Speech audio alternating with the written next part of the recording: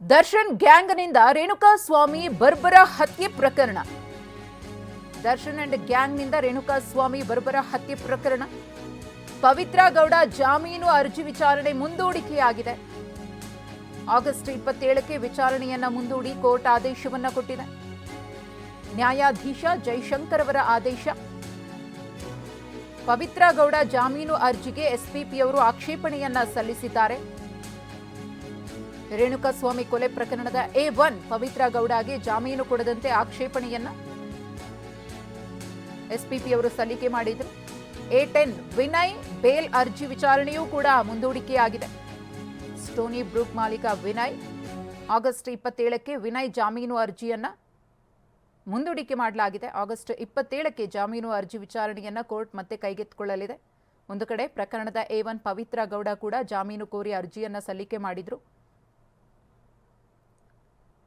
ಅರ್ಜಿ ವಿಚಾರಣೆಯನ್ನ ಇವತ್ತಿಗೆ ಮುಂದೂಡಿಕೆ ಮಾಡಲಾಗಿತ್ತು. ಇದೀಗ ಮತ್ತೊಮ್ಮೆ ಜಾಮೀನಿನ ನಿರೀಕ್ಷೆಯಲ್ಲಿದ್ದಂತಹ ಪವಿತ್ರ ಗೌಡಗೆ ಶಾಕ್ ತಟ್ಟಿದೆ. ದರ್ಶನ್ ಅಂಡ್ ಗ್ಯಾಂಗ್ನಿಂದ ರೇಣುಕಾ ಸ್ವಾಮಿ ಹತ್ಯೆ ಕೇಸ್ 7ನೇ ಆರೋಪಿ ಅನುಕುಮಾರ್ ಕೂಡ ಬೇಲ್ಗೆ ಅರ್ಜಿಯನ್ನ ಸಲ್ಲಿಸಿದ್ರು. ಬೇಲ್ ಅರ್ಜಿ ವಿಚಾರಣೆ. A7 ಅನುಕುಮಾರ್ ಪರ ವಕೀಲ ರಾಮ್ ಸಿಂಗ್ ವಾದ. A7ಗೂ ಈ ಕೊಲೆಗೂ ಯಾವುದೇ ಸಂಬಂಧ ಇಲ್ಲ. ಅಪಹರಣದಲ್ಲೂ A7 ಆರೋಪಿ ಭಾಗಿಯಾಗಿಲ್ಲ. ಶೆಡ್ನಲ್ಲಿಯೂ ಕೂಡ ಅನುಕುಮಾರ್ ಇರಲಿಲ್ಲ. ಹಲ್ಲೆಯನ್ನು ಕೂಡ ಆತ ಮಾಡಿಲ್ಲ.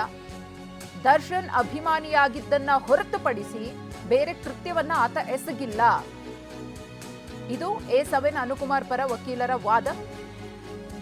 A7ನಿಂದ ಯಾವುದೇ ಕೃತ್ಯಕ್ಕೆ ವಸ್ತು ಬಳಕೆಯಾಗಿಲ್ಲ. ಆತನಿಂದ ಯಾವುದೇ ವಸ್ತುವನ್ನು ಕೂಡ ವಶಪಡಿಸಿಕೊಂಡಿಲ್ಲ. ಹಾಗಾಗಿ ಅನುಕುಮಾರ್ಗೆ ಜಾಮೀನನ್ನ ಕೊಡಬೇಕು ಅಂತ ಹೇಳಿ ಇಲ್ಲಿ ಅನುಕುಮಾರ್ ಪರ ವಕೀಲ ವಾದವನ್ನು ಮಂಡನೆ ಮಾಡ್ತಿದ್ದಾರೆ. ಒಟ್ಟಿಗೆ A1 ಪವಿತ್ರ ಹಾಗೆಯೇ ವಿನಯ್ ಮತ್ತು A7 ಮೂವರು ಕೂಡ ಬೇಲ್ಗೆ ಅರ್ಜಿಯನ್ನು ಸಲ್ಲಿಸಿದ್ದಾರೆ. ವಿನಯ್ ಮತ್ತು ಪವಿತ್ರ ಗೌಡ ಬೇಲ್ ಅರ್ಜಿ ವಿಚಾರಣೆ ಆಗಸ್ಟ್ 27ಕ್ಕೆ ಮುಂದೂಡಿಕೆಯಾಗಿದ್ರೆ ಅನುಕುಮಾರ್ ಜಾಮೀನು ಅರ್ಜಿ ವಿಚಾರಣೆ ನಡೀತಾ ಇದೆ. ವಾದ ಆಗ್ತಾ ಇದೆ. ಅನುಕುಮಾರ್ ಪರವಾಗಿ ಅವರ ಪರ ವಕೀಲರು ವಾದವನ್ನು ಮಂಡನೆ ಮಾಡ್ತಾ ಇದ್ದಾರೆ. ಆ ಕೊಲೆಗೂ ಈತನಿಗೂ ಸಂಬಂಧ ಇಲ್ಲ ಅಂತ. ನಟ ದರ್ಶನ್ ಭೇಟಿಗೆ ನಟಿ ರಚಿತಾ ರಾಮ್ ಆಗಮಿಸಿದ್ರು. ದರ್ಶನ್ ಆಪ್ತ ಸಚ್ಚಿದಾನಂದ ಜೊತೆಗೆ ನಟಿ ರಚಿತಾ ರಾಮ್ ಪರಪ್ಪನ ಅಗ್ರಹಾರ ಜೈಲಿಗೆ ಬಂದಿದ್ರು. ದರ್ಶನ್ ಜೈಲಿಗೆ ಸೇರಿ 2 ತಿಂಗಳಾದ ಬಳಿಕ ಇದೇ ಮೊದಲ ಬಾರಿಗೆ ನಟಿ ರಚಿತಾ ರಾಮ್ ದರ್ಶನ್ರನ್ನ ಭೇಟಿಯಾಗೋದಕ್ಕೆ ಪರಪ್ಪನ ಅಗ್ರಹಾರ ಜೈಲಿಗೆ ಬಂದರು. ಇನ್ನು ದರ್ಶನ್ ಕೊಲೆ ಪ್ರಕರಣದಲ್ಲಿ ಜೈಲು ಪಾಲಾಗ್ತಾ ಇದ್ದ ಹಾಗೆ ರಚಿತಾ ರಾಮ್ ಅವರು ಒಂದು ಪೋಸ್ಟ್ ಅನ್ನ ಹಾಕಿದ್ರು.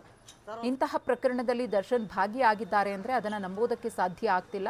ಏನೇ ಇರಲಿ, ಕಾನೂನಾತ್ಮಕವಾಗಿ ತನಿಖೆ ನಡೀಲಿ, ತಪ್ಪಿತಸ್ಥರಿಗೆ ಶಿಕ್ಷೆ ಆಗಲಿ. ಆದರೆ ದರ್ಶನ್ ಯಾವಾಗಲೂ ಕೂಡ ನನ್ನ ಗುರುಗಳೇ ಅಂತ ಹೇಳಿ ಪೋಸ್ಟ್ ಅನ್ನು ಮಾಡಿದ್ರು.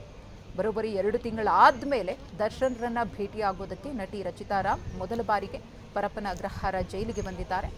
ಇಂಡವಾಳು ಸಚ್ಚಿದಾನಂದ ಅವರ ಜೊತೆಗೆ ಜೈಲಿಗೆ ಬಂದು ದರ್ಶನ್ರನ್ನ ಭೇಟಿಯಾಗಿದ್ದಾರೆ ನಟಿ ರಚಿತಾ ರಾಮ್. ಗಮನಿಸ್ತಾ ಇದ್ದೀರಿ, ಇದು ಪರಪ್ಪನ ಅಗ್ರಹಾರ ಜೈಲಿಗೆ ರಚಿತಾ ರಾಮ್ ಅವರು ಬಂದಂತಹ ಕ್ಷಣ.